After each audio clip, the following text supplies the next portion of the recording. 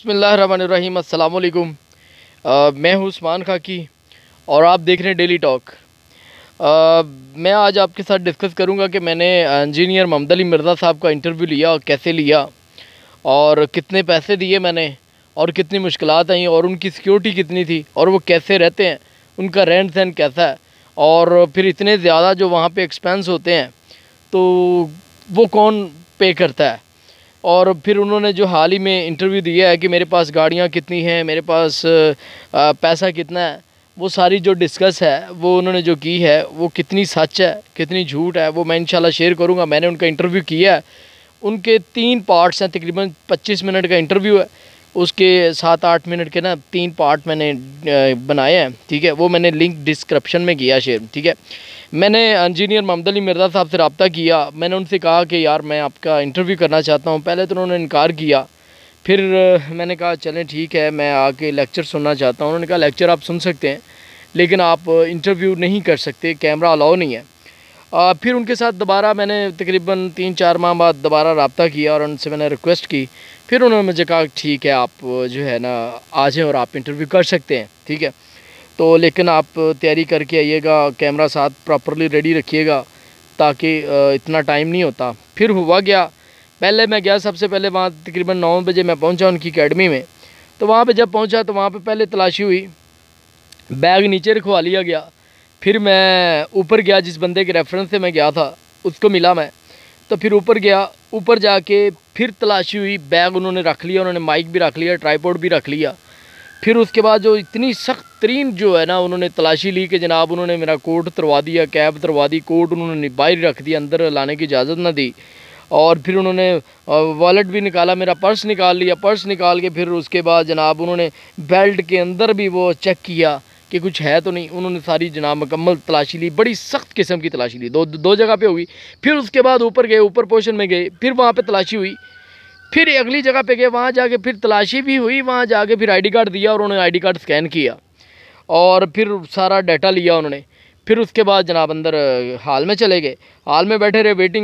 Waiting area میں بیٹھے رہے، انتظار کرتے رہے۔ پھر اس کے بعد جناب کیا ہوا کہ وہ ان کا جو انٹریس ہے وہ الگ ہے، CCTV لگا ہوتے ہیں، CCTV کیمرے لگے ہوتے ہیں اور LCD لگی ہوتی ہے، اس میں وہ نظر آ رہا ہوتا ہے کون آ رہا ہے کون جا رہا ہے۔ لیکن جب وہ مرزا جیلمی صاحب نے انٹر ہونا ہوتا ہے اس وقت LCD کو بند کر دیا جاتا ہے تاکہ یہ دیکھیں نا کیسے آ رہے ہیں کیسے نہیں آتے، کہاں سے آتے ہیں،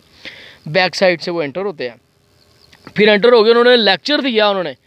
لیکچر دینے کے بعد سیلفی سیشن ہوتا ہے جناب، لوگ ان کے ساتھ سیلفیز بناتے ہیں،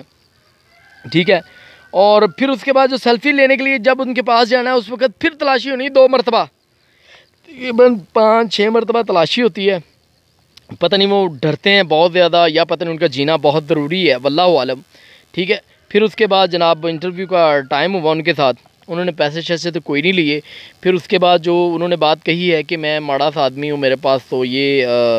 ایک سادہ سا بٹنوں والا موبائل ہے، میں تو اینڈرائڈ بھی نہیں یوز کرتا اور مجھے تو پتہ بھی نہیں، میں تو لیپ ٹاپ پہ کام کرتا ہوں، یہ ایسی کوئی بات نہیں، میں سمجھتا ہوں شاید واللہ عالم۔ باقی برکت جو میں نے آبزرو کیا ہے وہاں پہ تقریباً 5 کیبنٹ لگے ہوئے تھے AC کے، جناب AC کیبنٹ لگے ہوئے ہیں وہاں پہ، اچھا خاصا بل آتا ہے ان کا، اچھے خاصے جو ہے ایکسپینسو تھے وہ۔ پھر اس کے بعد تقریباً 200+ پیپل جو ہے نا لوگ وہاں پہ آڈینس موجود ہوتے ہیں، ٹھیک ہے۔ پھر وہ لوگ لیکچر سنتے ہیں، فل ایئر کنڈیشن سسٹم ہوتا ہے۔ پھر اس کے بعد جا کے فریشمنٹ بھی ہوتی ہے جناب، سموسے چائے شائے چلتی ہے۔ تو پھر اس کے بعد جناب ایک جو لٹریچر ہے تقریباً کم از کم 250 روپے کا ایک لٹریچر ہوتا ہے جو فری میں لٹریچر وہ لوگوں کو دیتے ہیں جناب۔ وہ صرف ان 200-250 لوگوں کو نہیں دیتے، وہ لوگوں کے گھروں میں بھی بھجواتے ہیں، آگے بھی بانٹتے ہیں۔ یار آپ ایک ایمانداری سے بات بتائیں، انجینئر مرزا صاحب، میں نے آپ سے اس وقت بھی پوچھا تھا، سارا انٹرویو ریکارڈ نہ ہو سکا، یار اتنا ماڑا بندہ ہو اتنا کہاں افورڈ کر سکتا ہے؟ اور سٹل نان سٹاپ آپ مسلسل یہی کر رہے ہیں اور لانگ ٹائم سے کر رہے ہیں آپ، یہ نہیں ہے کہ کل شروع کیا مہینہ ہوا۔ بڑے لوگ یہاں پہ کام ایسا کرتے ہیں وہ بے بس ہو جاتے ہیں۔ پھر جناب ان کا یہ بھی ایکسپینس ہوتے ہیں، ٹھیک ہے، بجلی کا خرچہ۔ پھر میں نے ان سے پوچھا بھی ہے کہ اتنا پیسہ آپ کو کون دیتا ہے، کون سپورٹ کرتا ہے؟ کہتا ہے یار یہ تو کوئی اتنا خرچہ نہیں ہے، کوئی مہمان آ جائے تو اسے سموسہ کھلا دینا اور چائے پلا دینا، یہ تو نہیں ہو کوئی مشکل کام تو نہیں ہے۔ میں نے کہا اچھا جی ٹھیک ہو گیا۔ پھر اس کے بعد جناب آ جاتے ہیں ابھی ہم ریسنٹلی جو ان کا وہ گستاخی کا جو میٹر چل رہا ہے اس کے اوپر انہوں نے جناب میں نے ان سے بات کی تھی انجینئر محمد علی مرزا صاحب سے، جناب مجھے یہ بتائیے کہ آپ میرے معاویہ رضی اللہ تعالیٰ عنہ کے ساتھ آپ کا کیا اختلاف ہے، کیا معاملہ کیا ہے؟ تو وہ کہتے ہیں جناب میں جو بنو امیہ خاندان ہے انہوں نے ظلم زیادتیاں تو بہت کی تھیں،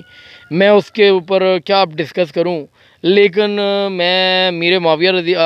جی عثمان غنی رضی اللہ تعالیٰ عنہ کی بڑی خدمات ہیں،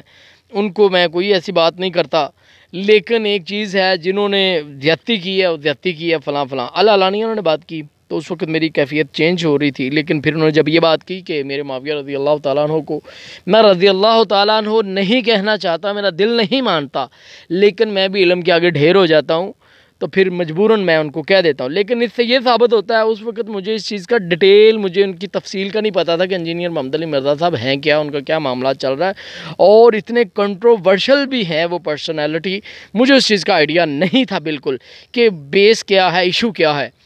وہ پھر اس سے یہ ثابت ہوتا ہے کہ جب آپ علم کے آگے ڈھیر ہو جاتے ہیں، آپ کو پتہ چل رہا ہے کہ کوئی ریفرنس ملتا ہے کہ وہ قابل تعظیم پرسنالٹی ہیں، تو آپ ڈھیر ہو جاتے ہیں، اس کے باوجود بھی آپ کا رضی اللہ تعالیٰ عنہ کہنے کو دل نہیں کرتا، تو اس کا مطلب آپ ڈھیر جو ہوتے ہیں وہ ڈھیر نہیں، وہ پھر ہیر پھیر آپ کرتے ہیں، وہ نامناسب آپ کا رویہ ہے بالکل۔ پھر اس کے بعد جو ہے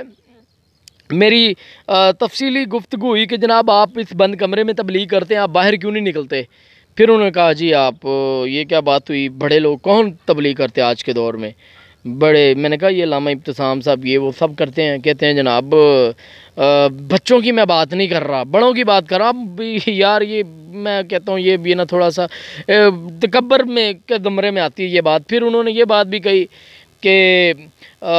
میری ویڈیوز کے اوپر لاکھوں ویوز آ جاتے ہیں ایک منٹ میں، ان کو وہی 10,000 لوگ سننے والے، ان کے ویوز بھی نہیں آتے، یہ تو کوئی بات نہیں، آپ ایک ایمانداری سے بات بتائیں۔ اس وقت تو شاید ایک تو ریکارڈنگ بھی پوری نہیں، 45 منٹس کا میں نے انٹرویو کیا تھا، 25 منٹس ریکارڈ ہوا، کہ یار مجھے ایک بات بتائیں، ایک طرف مریم نواز کا انٹرویو ہو جائے اور دوسری طرف جو ہے کیا کہتے ہیں اپنا الطاف حسین کا کوئی کنٹروورشل قسم کا انٹرویو ہو جائے، تو اس کے اوپر میں کہتا ہوں یقیناً اتنے ویوز آئیں گے الطاف حسین کے، کیونکہ ایک متنازع سا بیان ہے، ہر بندہ دیکھے گا کیا رولا رپا کیا ہے بھائی، یہ کیا معاملات چل رہے ہیں، تو اس کو تو ضرور وہ سنیں گے۔ تو اس کے اوپر بھی یہ میں سمجھتا ہوں انجینئر صاحب یہ بھی ایک غرور کی نشانی ہے، شاید علامت ہے، غرور میں آ جاتا ہے یہ، ٹھیک ہے، تو ایسا بھی نہیں ہونا چاہیے، ٹھیک ہے۔ اور باقی جو گستاخی کیوں کرتے ہیں یہ ان کا اپنا میٹر ہے، مجھے 2014 میں ان کا آیا تھا اس وقت لٹریچر، جو لٹریچر ابھی بھی بھیجتے ہیں آپ، جو ریفرنس آپ دیتے ہیں، ہو سکتا ہے دیکھیں امام بخاری رحمۃ اللہ علیہ نے جتنی بھی حدیثیں کوٹ کی ہیں ان میں مکمل دین تو نہیں ہے، نہ مکمل نماز کا طریقہ کار موجود ہے اس میں، ٹھیک ہے، اور بعض دفعہ یہ بھی ہو سکتا ہے کہ ان تک جو انفارمیشن پہنچی ہے اس وقت حالات کچھ اور ہوں، بعد میں ہو سکتا ہے ان کی بڑی محبت والی بھی حدیث موجود ہے، میں نے علامہ ابتسام صاحب کا انٹرویو بھی کیا، وہ بھی اس میں نے مینشن کر دیا ہے، لیکن وہ بھی جو ہے نا کیا کہتے ہیں بعد میں ہو سکتا ہے کہ بڑی ان کی محبت والی حدیثیں بھی موجود ہیں، ہو سکتا نہیں ہیں، میں نے پوچھا تھا علامہ صاحب سے، حدیثیں موجود ہیں ان حضرت حسن حضرت حسین رضی اللہ تعالیٰ عنہ کے درمیان، آپ دین کے لیے ان کی خدمات بڑی ہیں اور بڑا آپس میں محبت یارانہ رہا ہے، ٹھیک ہے، تو ایسے پھر بھی اس کے اوپر تنقید کرنا نامناسب رویہ ہے۔ تو اسی کے ساتھ یہ ساری میں نے انفارمیشن شیئر کی ہے، وہ پیسے والا بندہ ہے بھائی، یہ سچ ہے، یہ جھوٹ ہے کہ ان کے پاس پیسہ پوسا نہیں ہے، وہ ایسے عام آدمی ہیں، نہیں بالکل بھی نہیں، پیسے والا بندہ ہے، ایکسپینس بڑے ہیں ان کے، لوگوں کو فری میں لٹریچر بھی دیتے ہیں، ٹھیک ہے، اور کھلاتے پلاتے بھی ہیں، اور ویڈیو میں خود بھی کہتے ہیں ہم تو کرایہ بھی دیتے ہیں، بہت فیسیلیٹیٹ کرتے ہیں جو ان کے پاس جاتا ہے، ان کو وہاں سے کنویز کا ارینج بھی کر کے دیتے ہیں کہ یار کوئی لاہور جا رہا ہے، ادھر تو ہمیں ریکویسٹ کرنی پڑتی ہے نا یار مجھے لفٹ دے دو، وہ خود کہہ دیتے ہیں کہ یار جو لاہور والے بھائی ہیں وہ ان کو لیتے جائیں، انہوں نے گروپ بھی بنایا ہوا ہے ایک، پنڈی والوں کا الگ اور سٹیز کا انہوں نے الگ، شہر کا الگ بنایا ہوگا، لیکن میں پنڈی والے میں ایڈ تھا کہ لوگوں کو فیسیلیٹیٹ کیا جاتا ہے پک اینڈ ڈراپ کے لیے، ٹھیک ہے۔ اور بھی کوئی انفارمیشن چاہیے ہو اس قسم کی جو ان کے ساتھ بات ہوئی ہو، انٹرویو ان کے موجود ہے، لنک ضرور دیکھیے گا، اور چینل کو سبسکرائب کیجیے گا، اور بیل آئیکن پہ یار پریس کر لیجیے گا تاکہ آپ کو آنے والی ہر ویڈیو آپ تک پہنچ سکے۔ اب اتنا ہی آج کے دن کے لیے، اور اجازت دیجیے، اللہ حافظ۔